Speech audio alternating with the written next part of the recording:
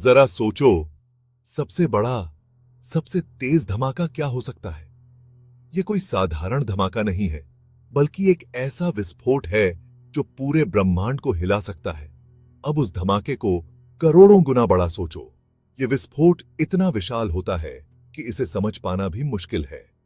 बस यही होता है सुपरनोवा। ये एक ऐसा धमाका है जो किसी तारे के जीवन के अंत का संकेत देता है। ये एक तारे की बहुत ही भयानक मौत होती है। जब तारा अपने जीवन के अंतिम चरण में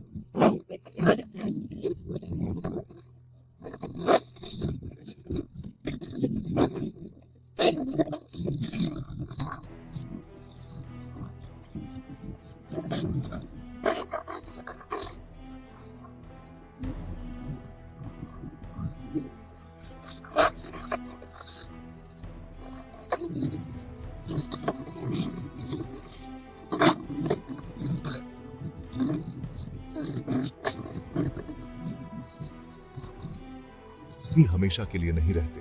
जब तारे का हाइड्रोजन समाप्त हो जाता है तो वह अपने जीवन के अंतिम चरण में प्रवेश करता है। जब कुछ तारों का ईंधन खत्म हो जाता है तो वो फट जाते हैं। यह प्रक्रिया इतनी तीव्र होती है कि तारा अपने आप में ही ध्वस्त हो जाता है। इस धमाके को ही सुपरनोवा कहते हैं।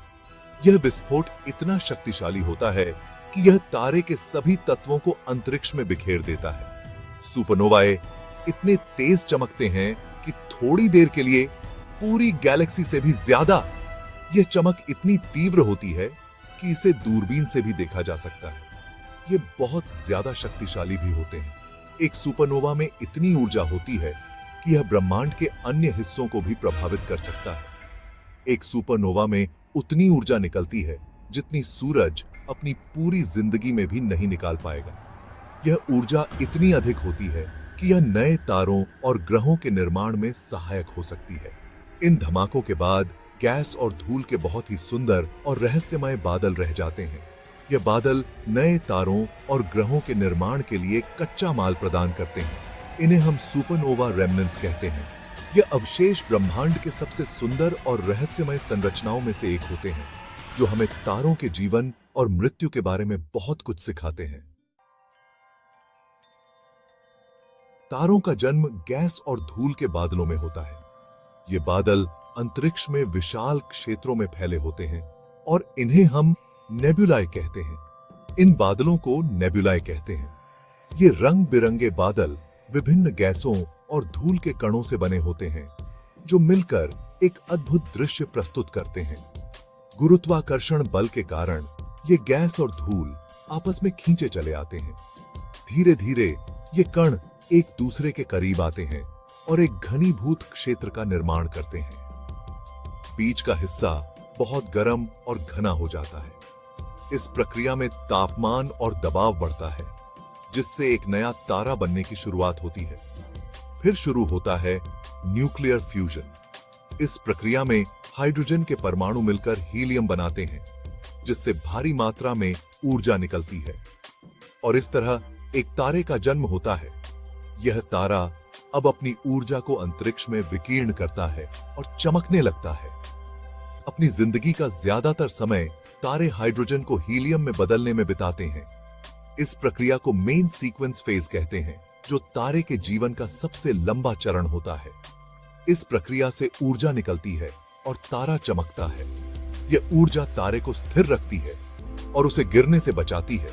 लेकिन एक समय ऐसा आता है जब तारों का हाइड्रोजन खत्म हो जाता है। इस समय तारा अपने जीवन के अंतिम चरण में प्रवेश करता है। उसके बाद क्या होगा, ये तारे के मास पर निर्भर करता है। छोटे तारे धीरे धीरे ठंडे होकर व्हाइट ड्वार्फ बन जाते हैं, जबकि बड़े तारे एक भव्य अंत की ओर बढ़ते हैं। बहुत बड़े तारों का अंत बहुत ही शानदार होता है। जब एक विशाल तारे का ईंधन खत्म हो जाता है तो उसका केंद्र अंदर की तरफ ढह जाता है। विशाल तारे का ईंधन खत्म हो जाता है तो उसका केंद्र अंदर की तरफ ढह जाता है। इस ढहने से एक शॉकवेव पैदा होती है। इस ढहने से एक शॉकवेव पैदा होती है। यह शॉकवेव तारे की बाहरी परतों को अंतरिक्ष में फैला देती है। ये शॉकवेव तारे की बाहरी परतों को अंतरिक्ष में फैला देती है। इस प्रक्रिया में तारे की बाहरी परतें बहुत तेजी से फैलती हैं और एक विशाल विस्फोट होता है और इस तरह बनता है एक सुपरनोवा। यह विस्फोट इतना शक्तिशाली होता है कि यह तारे की सभी परतों को अंतरिक्ष में बिखेर देता है, जिससे नए तारे और ग्रह बनने की संभावना होती है। सारे सुपरनोवाए एक जैसे नहीं होते। खगोलविदों ने उन्हें अलग अलग प्रकारों में वर्गीकृत किया है। सबसे आम प्रकार हैं टाइप आई और टाइप वायु। टाइप आई सुपरनोवाए के स्पेक्ट्रा में हाइड्रोजन नहीं होता है। ये बाइनरी स्टार सिस्टम्स में होते हैं। एक व्हाइट ड्वार्फ स्टार अपने साथ ही तारे से पदार्थ खींचता है। यह एक अनियंत्रित न्यूक्लियर रिएक्शन और एक विशाल विस्फोट को ट्रिगर करता है। टाइप आईयू सुपरनोवाए के स्पेक्ट्रा में हाइड्रोजन होता है।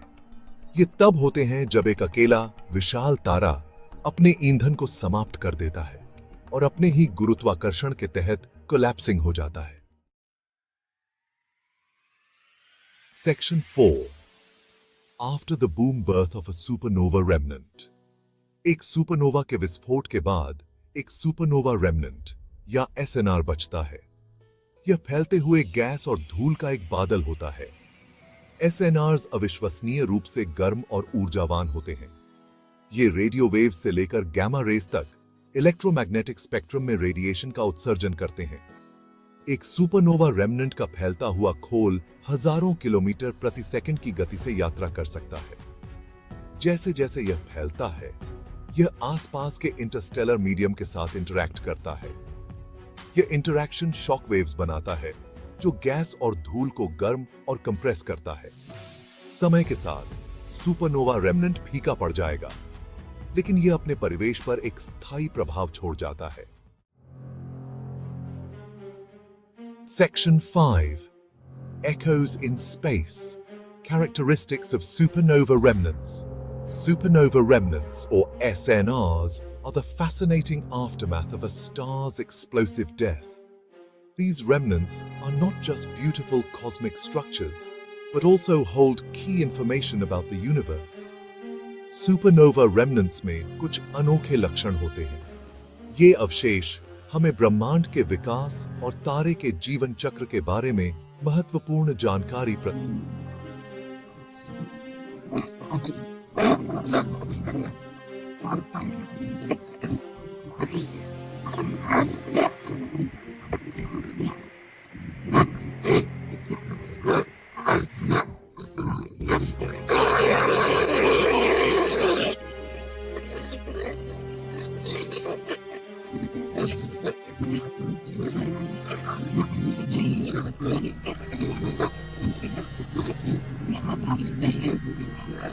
एसएनआर्स, रेडियो वेव्स, एक्स-रेज और गैमा रेज के भी शक्तिशाली स्रोत हैं। ये विकिरण हमें इन अवशेषों के भीतर होने वाली प्रक्रियाओं के बारे में जानकारी देते हैं।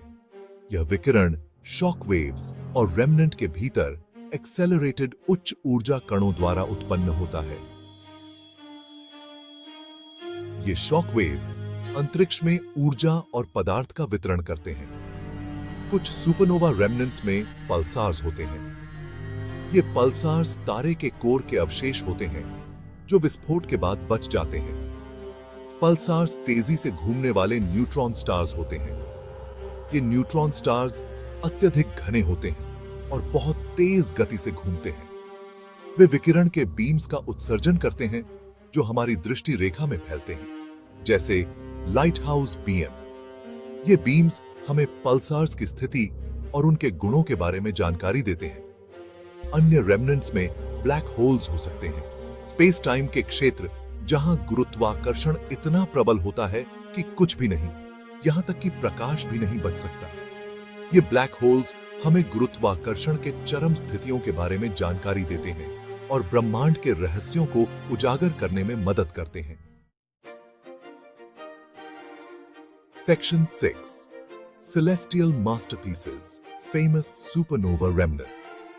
हमारी आकाश गंगा में कई खूबसूरत और आकर्षक सुपरनोवा रेमनेंट्स हैं। सबसे प्रसिद्ध में से एक है क्रैब नेबुला। यह तारामंडल टॉरस में लगभग 6500 प्रकाश वर्ष दूर स्थित है। क्रैब नेबुला एक सुपरनोवा का रेमनेंट है जिसे चीनी खगोलविदों ने 1054 ईस्वी में देखा था। एक और प्रसिद्ध उदाहरण कैसियोपेया ए है। यह हमारी आकाश गंगा का सबसे कम उम्र का ज्ञात सुपरनोवा रेमनेंट है, जिसका अनुमान लगभग 340 वर्ष पुराना है। कैसियोपेया ए रेडियो वेव्स और एक्स रेज का एक शक्तिशाली स्रोत है।